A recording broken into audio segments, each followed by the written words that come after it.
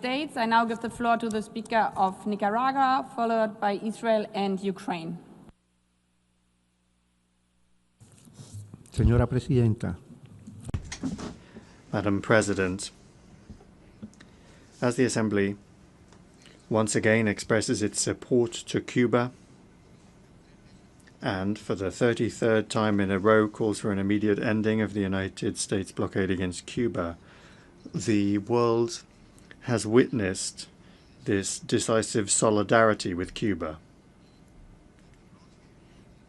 and the erroneous and illegal nature of the criminal blockade by the United States against Cuba. As we have all heard, these grateful expressions and expressions of solidarity towards Cuba over the past 2 days came especially from the representatives of the biggest, most significant groups that we participate in and belong to in the United Nations, such as the statement by Iraq on behalf of the G77 and China, Uganda on behalf of the Non-Aligned Movement, Turkey on behalf of the Organization of Islamic Cooperation, Barbados on behalf of CARICOM, Guinea-Bissau on behalf of the African Group, Singapore on behalf of ASEAN, and Eritrea on behalf of the Group of Friends in Defense of the Charter of the United Nations. The denunciation of this blockade against Cuba is universal. Only the country that applies it, the United States, was the only country that tried to justify its own anachronistic policy.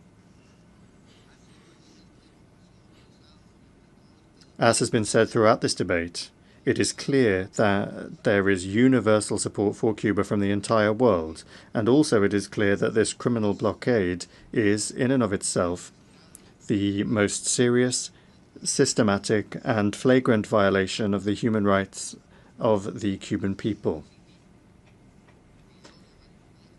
Moreover, it was made plain that there is a total rejection by countries of Cuba's inclusion on the illegal and unilateral list of state sponsors of terrorism.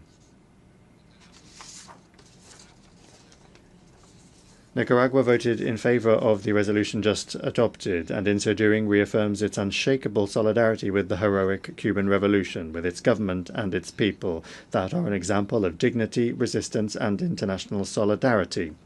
We reiterate that the only legitimate path is respectful dialogue on the basis of sovereign equality without conditions nor threats.